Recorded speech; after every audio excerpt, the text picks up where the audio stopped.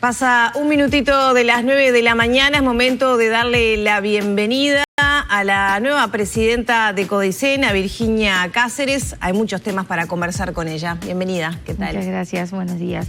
Gracias por venir a conversar con nosotras. Bueno, ¿cómo viene llevando estos primeros días al frente del Codicen? Tuvimos los resultados de las pruebas PISA en la jornada de ayer y bueno, diferentes temas que siempre la educación da que hablar, ¿no? ¿Cómo viene llevando estos primeros días? Bueno, primero muchas gracias por la invitación, es un gusto para mí estar acá.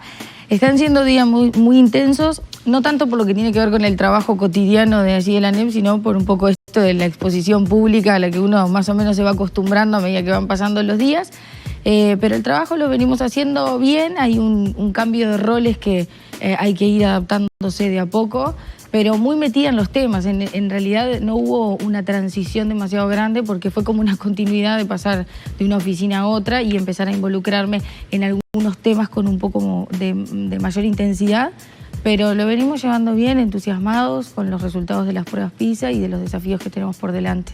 Bueno, ayer se dieron a conocer y marcan algunas tendencias favorables, como por ejemplo que la pandemia no tuvo resultados demasiado negativos y eso, si se compara con otros países, es un dato alentador. Sin embargo, hay inequidades que no se han podido revertir, ¿no? Sí, me parece que lo primero es contextualizarlo en los resultados de las pruebas PISA, que de verdad en el impacto de lo que fue la pandemia, hoy con el diario del lunes y con el paso del tiempo a veces uno va como perdiendo la perspectiva de lo que fue pasando.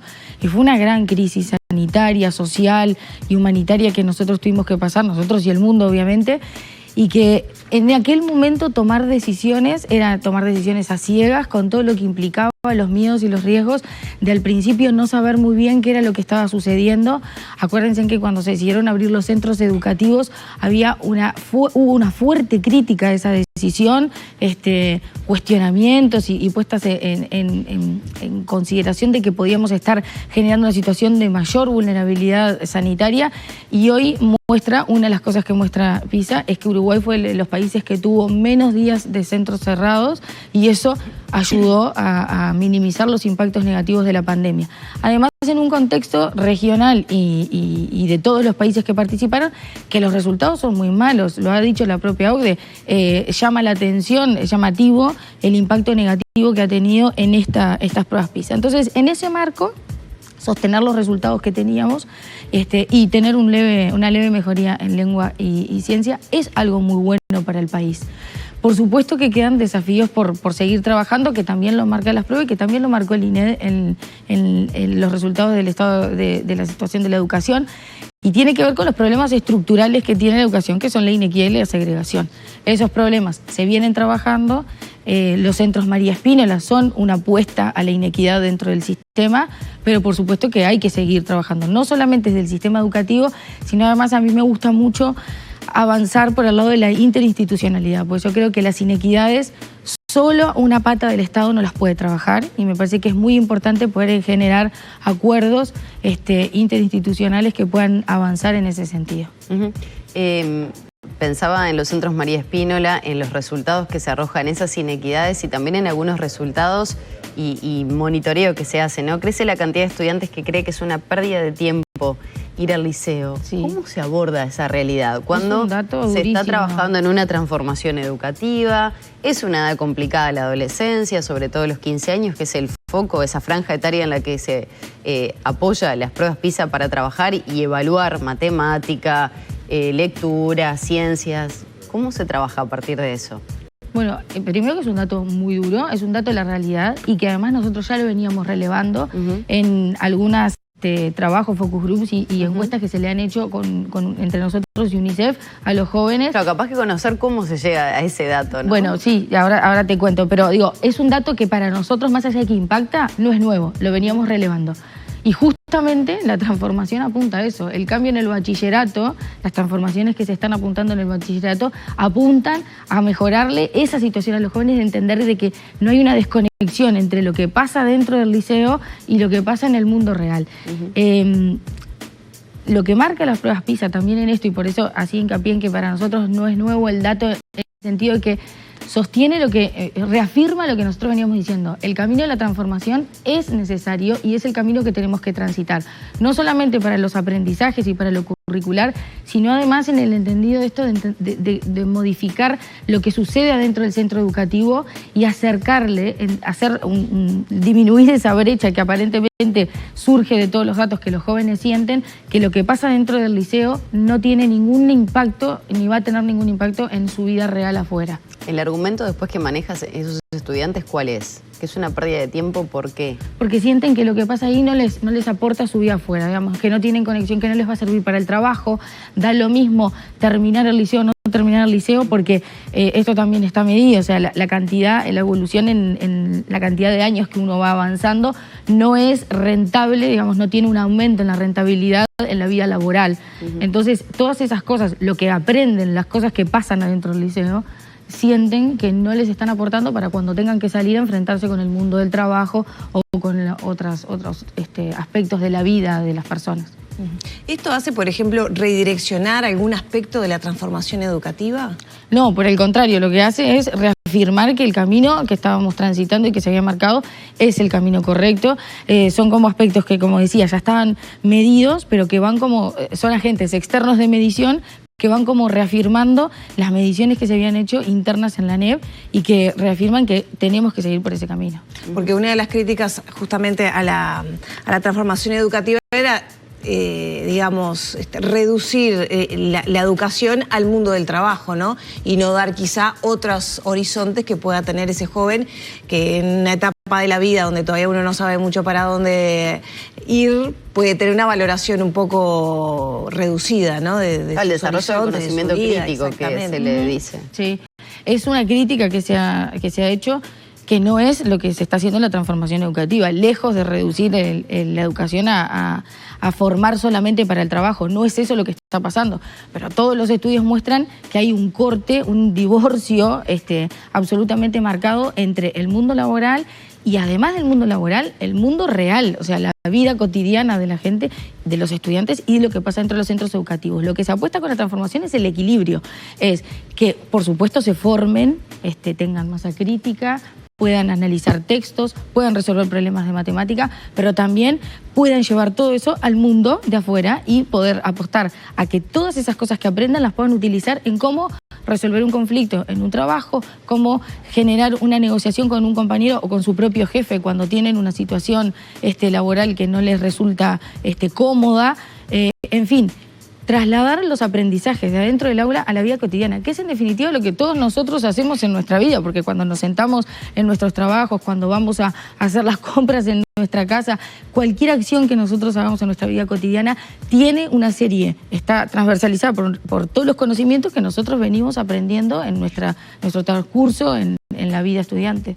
Más allá de que se celebraron de alguna manera las mejoras por parte de las autoridades, pienso en el ministro de Educación, Pablo da Silveira, también hay datos como que son preocupantes. La tasa de repetición, Uruguay está octavo entre 81 países en jóvenes de 15 años a nivel de la repetición. Con la transformación se está intentando acompañar ese proceso del estudiante que queda un poco rezagado, pero ¿de qué manera se puede seguir trabajando para revertir esa realidad cuando hay determinadas áreas que siempre terminan quedando para atrás, ¿no? Pienso en matemática, por ejemplo, que no tuvo ese crecimiento a diferencia de otras áreas. Bueno, de nuevo, creo que este punto que tú traes es también bien importante de otras de las cosas que marca PISA, el alto nivel de repetición que nosotros tenemos en Uruguay y que de nuevo es un dato que marca que el camino que estamos transitando es el correcto. Ustedes saben que en la transformación educativa, con el nuevo reglamento de evaluación y pasaje de grado, lo que se busca es ir eliminando gradualmente la repetición, acompañada de una serie de, valga la redundancia, acompañamientos a los estudiantes que permitan que realmente logren los aprendizajes que se requieren para ese grado. Entonces, es bien importante esto que vos traes, porque nosotros estamos transitando por ese camino. Ya con el EBI y lo que se prevé para el bachillerato va en ese mismo sentido. El sistema está pensando en que los estudiantes, no solamente aquellos que no pudieron acreditar algunas unidades curriculares de los años anteriores, puedan tener un acompañamiento durante todo el año que les permita reafirmar esos conocimientos y además al fin del año... de apoyo, por ejemplo. Con los APE, exacto. Y ahora, en este momento que estamos en el cierre del año lectivo, hoy seguramente ya hay muchos estudiantes que empezaron los apoyos pedagógicos por aquellas unidades curriculares que no llegaron a los niveles suficientes y que durante estas 2 semanas se va a trabajar de una manera mucho más focalizada en los aprendizajes que se requieren. Porque en definitiva lo que nosotros queremos es que los chiquilines aprendan. Y para aprender se requiere no que repitan, sino sostener y ayudar a que esos aprendizajes sean sean incorporados. Las clases de apoyo serían lo que era antes recuperación, por ejemplo, dentro de los liceos. Es más o menos lo mismo, cambia el nombre, cambia un poco se me cayó la cédula. Cambia un poco la metodología y la pedagogía también al momento de enseñar. ¿Hay alguna variable en ese sentido? Sí, hay una variable porque vos pasás de primero un año lectivo en donde vos tenés, los docentes se van proyectando cuáles son los aspectos que van a ir trabajando en una clase que tiene 28 o 27 alumnos. Acá tenés muchos menos alumnos, tenés poquitos, 10, 15 alumnos, mucho más focalizado, pero además con el docente del año que sabe cuáles son los aspectos que ese alumno estuvo más flojo o tiene que reafirmar. Entonces va a ir a esos aspectos a trabajar y a reafirmarlos. Es un aspecto bien personalizado. ¿Y la eliminación gradual de la repetición? ¿Qué significa en los hechos reales? Bueno, ahora... ¿La idea es que no repitan más alumnos? En este momento, en esta etapa de la transformación, la repetición está solo pensada para algunos grados. Habrá que después, como todos los cambios y como todas las modificaciones en las políticas públicas, habrá que hacer una buena medición una vez que termine todo el ciclo y se pueda realmente tener una medición de impacto para ver qué efecto ha tenido este nuevo reglamento de evaluación y pasaje de grado y a partir de allí, con evidencia sobre la mesa, repensar y replantearnos cuál es el camino que vamos a seguir, si lo vamos a mantener de esa manera o vamos a seguir avanzando en eliminar la repetición en algún otro grado, siempre acompañado con los acompañamientos pedagógicos. Claro, quedó medido que la repetición tiene un efecto negativo en el saber de los niños en las pruebas PISA. Otra de las inequidades están vinculadas al género, ¿no? Las niñas tienen resultados inferiores en matemáticas con respecto a los varones, pero mejores en lectura, por ejemplo. ¿A qué apunta la transformación educativa para cambiar esa inequidad? Sí, ayer cuando lo dijeron en los resultados también hicieron hincapié es que en general, si bien no es una luz roja para Uruguay, es una luz amarilla, digamos, porque muestra un leve descenso que antes no estaba. Nosotros estamos trabajando mucho en el plan, tenemos un plan STEM en la ANEP, que es el que venimos realizando. Hay muchos convenios con distintas instituciones del Estado, con el Ministerio de Ganadería, Agricultura y Pesca. Tenemos un convenio vigente por el cual nosotros acercamos a las niñas en el área de STEM, pero desde otra mirada, desde el área más agropecuaria, concurren a diversos laboratorios del Ministerio de Ganadería, en donde son recibidas por mujeres que lideran allí los procesos de investigación, con el objetivo de acercar a las mujeres, de fomentarles la participación. En UTU se trabaja muy fuerte también, no solamente con el acompañamiento de los estudiantes, sino también con los trabajos a los inspectores de las áreas más técnicas y tecnológicas que tiene allí UTU, para tratar de concientizar y generar un cambio que permita que acerquen también a las mujeres. Se está trabajando en esas áreas desde hace mucho tiempo, siempre hay más cosas para hacer, siempre. ¿Se han propuesto un objetivo medible en cuanto a mejora de los resultados de las pruebas PISA? Bueno, las pruebas PISA ahora tomamos conocimiento ayer. Como decíamos, nosotros en la ANEP tenemos un equipo de trabajo que se dedica solamente a hacer el seguimiento de PISA y demás. Con ese equipo de trabajo, a partir de ahora se va a formar un grupo más amplio, integrado por los subsistemas. Ya lo estuvimos trabajando en el Consejo previo a conocer los resultados, porque nos parecía importante ver qué hacemos ahora con que tenemos los resultados, no solamente en esto puntual, que es lo que trasciende más, que tiene que ver con los datos de lengua y matemáticas, sino con un montón de otros datos que aportan las pruebas, para poder empezar a hacer foco en alguno de esos aspectos y plantear mejoras o desafíos, cómo encarar esos desafíos. Así que vamos a seguir trabajando, sí, con un aspecto más pormenorizado. Cáceres, ¿qué tiene Singapur que no tiene Uruguay? Bueno, Singapur tiene... Me imagino que un montón de cosas. Sí, pero es el primero, ¿no? En las listas es el primero en cuanto a los buenos resultados. Y además teniendo en cuenta que se terminó de definir ese TLC con Singapur a nivel del Mercosur, digo, capaz que a nivel educativo, no sé, No tenemos ninguna, desde el nivel educativo por ahora no hay ningún acercamiento. Pero consulto, ¿en qué se puede mirar, qué se puede traer desde allá que se pueda aplicar en nuestro país? Yo no creo mucho en eso de traspolar políticas ni educativas ni de ninguna otra índole, sobre todo países que tenemos una cultura tan distinta y tan diversa, no solamente en lo cultural, sino también en aspectos económicos de desarrollo humano. O sea, somos países bien distintos, capaz que lo más parecido son los tamaños, pero después somos países bien distintos. Creo que las experiencias buenas hay que mirarlas, pero en la región también tenemos experiencias buenas. Chile es una experiencia buena y creo que se acercan un poco más a lo que tiene que ver con el desarrollo cultural y de nuestro país y que podemos de ahí tomar mejores experiencias. Cáceres, ya para ir cerrando, ¿qué impronta le pretende imprimir al CODICEN en este periodo que le queda, habida cuenta de todos los cuestionamientos que hubo y las dificultades para votar la venia para su cargo? Como yo dije el día que asumí, yo di vuelta a esa página y mi impronta es tender todos los puentes que sean necesarios con todos los actores del sistema en el sentido más amplio de ese concepto para tratar de generar puntos de acuerdo y que en este año que queda podamos seguir avanzando en la implementación de la transformación que creo que está a la vista de todos en base a todos los resultados que hemos tenido en estos últimos días, de la necesidad que tenemos de seguir avanzando en tiempo y en forma en los planes que nos habíamos trazado. Cáceres, ¿qué pasa con el IABA? Teniendo en cuenta que ha sido un centro educativo que ha tenido mucho conflicto con el CODICEN, con sus autoridades, con secundaria en particular. Se señala, por ejemplo, el desmantelamiento, que sacaron los cuartos, los quintos, los sextos, la situación con las personas sordas. ¿En qué se está negociando o trabajando con ese centro educativo? Sí, bueno, lo de los cuartos años se hizo una redistribución. El otro día estuvimos en la Comisión de Educación del Senado, que nos convocaron por ese tema.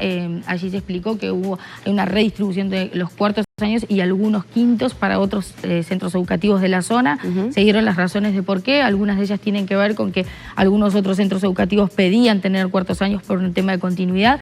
Y el punto más fuerte que explicó la Dirección General de Secundaria tiene que ver con obras de infraestructura que empiezan ahora en enero o en febrero en el IABA y que eso iba a implicar una modificación en el centro que requería algunos cambios. Y con el tema de los estudiantes sordos, también se contó las acciones que se habían hecho, se habló de 2 reuniones que tuvo la Dirección de Secundaria, tanto con los padres de los estudiantes, la primera de ellas solo con los padres y la segunda con los padres y con los estudiantes. Allí se contó, se les explicó cómo iba a ser el cambio. Hay actas de esas reuniones en donde además las familias manifestaron su conformidad con el cambio de los centros educativos. También se planteó se hicieron algunas aclaraciones por algunas dudas que había válidas con respecto a situaciones del liceo puntual. Por ejemplo, si el liceo se iba a recategorizar, eso quedó claro que no va a haber una recategorización del liceo. Los docentes van a tener sus calificaciones como marca el estatuto, eso también era una duda que los docentes planteaban. En fin, se estuvieron evacuando algunas de esas consultas y se va a seguir trabajando y dialogando para tratar de llegar a puntos de acuerdo. ¿La rampa se pudo solucionar ese tema? La rampa todavía no está allí y vamos a apostar para que en este proceso que empieza ahora de construcción se haga la rampa. ¿Por qué todavía no está la rampa cuando de alguna manera fue la excusa de todo el conflicto que se vivió? Sí, yo no sé si fue la excusa realmente del conflicto o fue lo que trascendió más y tuvo como más repercusión pública el tema de la rampa. El conflicto fue porque sacaron a los estudiantes del centro de estudiantes para poner una rampa que todavía no está. Sí, del pasillo que estaba allí, que se les solicitó y se les iba a dar otro lugar para que pudieran tener un espacio para poder tener sus encuentros y sus reuniones. Han pasado muchísimas cosas y muchísimas son las razones de por qué la rampa no se ha construido hasta ahora. Lo que sí es que la obra, ustedes saben que la obra se demoró, hubieron varias situaciones con respecto a esa obra que hubo que parar y volver a empezar, hubieron una serie de denuncias, en fin. La situación en el IABA es una situación tensa, yo no lo voy a negar, todos lo sabemos. Creo que para poder proyectar realmente un cambio y que vamos a construir de nuevo construir puentes y llegar a puntos de encuentro, hay cosas que debemos dejar atrás y tenemos que mirar para adelante y empezar a construir de verdad desde los puntos que tenemos en común.